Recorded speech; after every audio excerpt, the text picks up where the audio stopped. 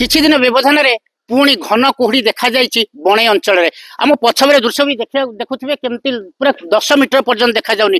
ବର୍ଷା ଥିଲା, ଶୀତ ବି ଆସିଛି, ଆଉ ତା ସାଙ୍ଗକୁ କୁହୁଡି ଆସିଛି। ଜନଜୀବନ ଅସ୍ତବ୍ୟସ୍ତ, ବିଶେଷ କରି ଗାଡି ଚାଳକ ମାନେ ବହୁତ ହଇରାଣ ହେଇଯାଉଛନ୍ତି। ଆସନ୍ତୁ, ଆମ ସାଙ୍ଗରେ ଅଛନ୍ତି ମର୍ଣ୍ଣିଂ ୱାର୍କ କରୁଥିଲେ କିଛି ଲୋକ। କେମିତି କଣ କୁହୁଡି ହଉଛି ଆଉ କଣ ବର୍ତ୍ତମାନ ବର୍ଷା କାଲି ଛାଡି ଯାଇଛି, ଆଜି ଘନ କୁହୁଡି ହେଇଛି। ଚାଲବା ଯିବା ଆସିବା ପାଇଁ ବହୁତ ଅସୁବିଧା ହଉଛି। ଆଉ ଚାଲୁଛୁ ମର୍ଣ୍ଣିଂ ୱାକ, ଯେହେତୁ ଆମର ଦୈନନ୍ଦିନ ଆମର ଅଭ୍ୟାସ, ତେଣୁ ଆମେ ଚାଲୁଛୁ। କଣ କହିବେ ଆଜ୍ଞା, କେମିତି କଣ କୁହୁଡି ହଉଛି? ଥଣ୍ଡା ହଉଛି କୁହୁଡି ଯୋଗୁ ଥଣ୍ଡା ଟିକେ କମ ଅଛି, କିନ୍ତୁ କେତେ ଦିନ ହେଲା ବର୍ଷା ଯୋଗୁ କୁହୁଡି ନଥିଲା। ଆଉ ଆଜି ଭୀଷଣ କୁହୁଡି ହେଇଛି। ଆମେ ତ ସବୁଦିନ ମର୍ଣ୍ଣିଂ ୱାକ କରୁଛୁ, ଆଉ କୁହୁଡି ଥିଲେ ମଧ୍ୟ ମଫଲର ଗୁଡେଇ କରୁଛୁ, କିନ୍ତୁ ଅସୁବିଧା ହଉଛି, ଯିବାକୁ ଆଗକୁ ଦେଖା ଯାଉନି। ଆଉ ବିଶେଷତଃ ରାସ୍ତାରେ ଯୋଉମାନେ ଯାଉଛନ୍ତି ମୋଟରସାଇକେଲ, ସେମାନେ ବି ଟିକେ ଅସୁବିଧାର ସମ୍ମୁଖୀନ ହଉଛି।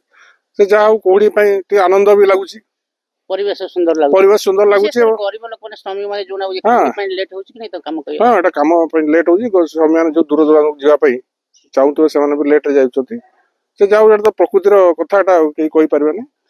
କଣ କହିବେ, କେମିତି କଣ କୁହୁଡି ଅଛି? ଆପଣ ତ ବାଇକ ରେ ଆସୁଥିଲେ। ବର୍ତ୍ତମାନ ଆକ୍ଚୁଆଲି କୁହୁଡି ପାଇଁ ତ ଗାଡି ଚଳେଇବା ଟିକେ ଅସୁବିଧା ହଉଛି, କାହିଁକି ନହେଲେ ତ ଆଉ ଥଣ୍ଡା ତ ବି ବେଶୀ ନାହିଁ, କିନ୍ତୁ ଏ କୁହୁଡି ପାଇଁ ଯିବା ଆସିବା ଟିକେ ପ୍ରୋବ୍ଲେମ ହଉଛି। ଗାଡି ଚଳେଇବା ଲାଇଟ୍ ନଦେଲେ ଅସୁବିଧା କହିଲେ ଯେମିତି କି କିଛି ଗାଡି ଆଗରୁ କିଛି ଆସିଲେ ବି ସେ ଦେଖା ଯାଉନି କୁହୁଡି ପାଇଁ।